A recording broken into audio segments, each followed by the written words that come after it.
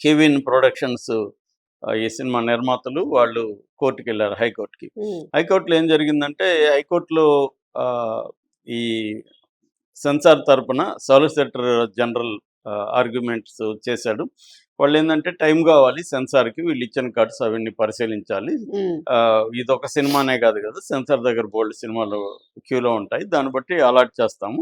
దానికి మేమేం చేయాలి, వాళ్ళు డేట్స్ అనౌన్స్ చేసుకోండి. దానికి మాకేం సంబంధం. మా పద్ధతిలో మేము వెళ్తాం అన్నట్టుగా ఆర్గ్యూ చేశారు. ఉమ్, వీళ్ళ తరపున పరాశరన్ అనేది కావాలనే చేశారు ఇది. పొలిటికల్ రైవల్‌తోనే చేశారు. వాళ్ళు అనుకుంటే ఇది పెద్ద విషయం కాదు. ఉమ్, ఇది పైగా మేము ఎప్పుడో పెట్టాము సెన్సార్, కొత్తగా ఇప్పుడు పెట్టింది కాదు. కట్స్ ఇచ్చినా కూడా మేము ఇమ్మీడియేట్‌గా ఇచ్చాము ఉమ్, అనేది వీళ్ళ ఆర్గ్యుమెంట్స్ చేశారు. అక్కడ జస్టిస్ ఆశా అని ఆమె మొత్తం ఆర్గ్యుమెంట్స్ విన్నాక, నేను జడ్జిమెంట్‌ని రిజర్వ్ చేస్తున్నాను, 9థ్ ఉమ్. చెప్తాను. ఇది అన్నిటికంటే పెద్ద పెద్ద షాక్. షాక్. అవును. ఎందుకంటే ఆమె అప్పుడే చెప్పుంటే, ఒకవేళ వీళ్ళు కనీసం ప్రిపేర్ అయ్యేదానికి నెక్స్ట్ డేట్ అన్నా అనౌన్స్ చేస్తారు. అవును. లేదు, సెన్సార్‌కి చెప్పి మీరు ఇమ్మీడియేట్‌గా ఇవ్వండి అని చెప్తే ఇమ్మీడియేట్‌గా రిలీజ్ అవుతుంది. ఆమెమో 9థ్ చెప్పారు. సినిమా అదే. 9థ్ ఉంటే, అంటే 8థే నైట్ పడతాయి ప్రీమియర్స్ అవును. పడాలి. Ninth cinema release. ఆమె నేను 9థ్ చెప్తానంటే అర్థం ఏంటి? అంటే మీరేమన్నా చేసుకోండి, మాకు సంబంధం లేదని ఇటు కోర్ట్ గాని, ఇటు గవర్నమెంట్ గాని అవును.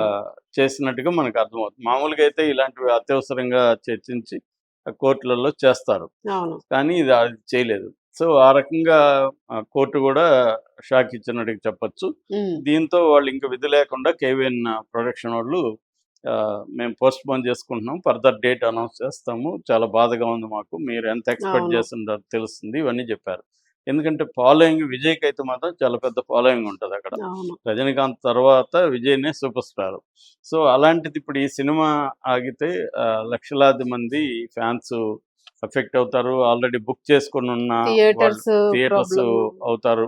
సో, ఇది ఇప్పుడు తమిళనాడులో పెద్ద విమర్శలొస్తున్నాయి. ఒక ఉమ్, రకంగా ఇది పొలిటికల్ వార్‌ఫేర్ అయిపోయింది.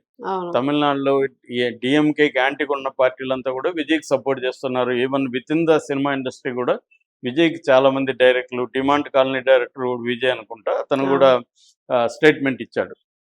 ఇది కావాలనే పొలిటికల్ వెండెట్టా, అంటే ఒక రాజకీయ ప్రతీకారం కోసం ఇది చేయడము, చేస్తున్నారు. పవర్‌ని మిస్‌యూజ్ చేయడం తప్ప ఇది కాదు. ఉమ్, ఇది డెమోక్రటిక్‌గా లేదు. కావాలని తెలిసి ఈ సినిమాని ఆపడం అనేది జరుగుతుంది అనేది అతను కూడా ఇచ్చాడు. సో, ఏం చేసినా ఇప్పుడైతే పవర్ ఉన్నోళ్ళు, పవర్ ఉంటేనే మిస్‌యూజ్ అనేది, అవును. పవర్ ఎక్కడుంటే అక్కడ మిస్‌యూజ్ అనేది కూడా ఉంటది.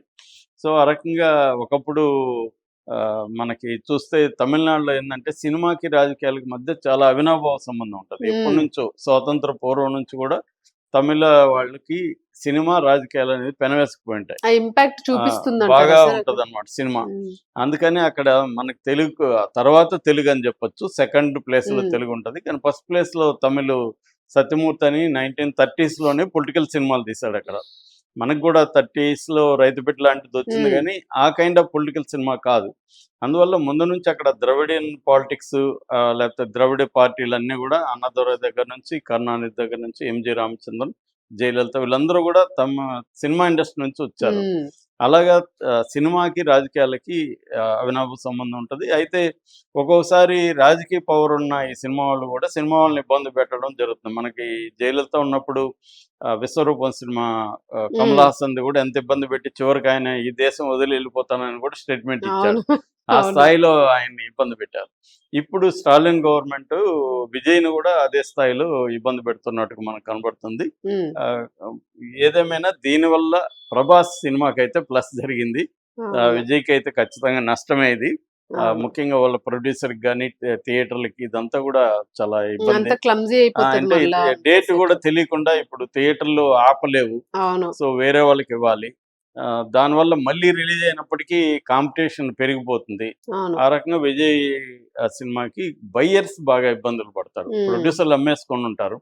కొనే బయ్యర్స్ ఏమవుతుందంటే, వాళ్ళు ఇప్పుడు టెన్షన్‌లో ఉంటారు. నిద్ర పట్టే పరిస్థితి లేదు వాళ్ళకి. అవును. ఎందుకంటే రికవరీ వస్తుందో రాదో తెలీదు. హ్మ్. ఇప్పుడు 'అఖండ' గూడా అదే అయింది కదా! అవును. 'అఖండ' లేట్ అవ్వడం వల్ల బయ్యర్స్ అంతా దాదాపు 50% లాస్‌లో ఉన్నారు. మొన్ననే వాళ్ళు వెళ్లి ఆయన బోయపాటి సీనియర్‌ని గూడా కలిసారని చెప్పి హ్మ్. వార్తొచ్చింది. మాకేదన్నా చేయండి, మాకు లాసులొచ్చాయని. హ్మ్. ఏం జేస్తారు? ఏం చేయలేరు. అవును. సో, నెక్స్ట్ సినిమా ఇస్తామంటారు తక్కువకి. అది అప్పుడు కథ. సో అందువల్ల ఈ సినిమా ప్రొడ్యూసర్ సేఫ్ కానీ బయ్యర్స్ మాత్రం జనాయకన్ బయ్యర్స్ ఇదిగా ఉన్నారు.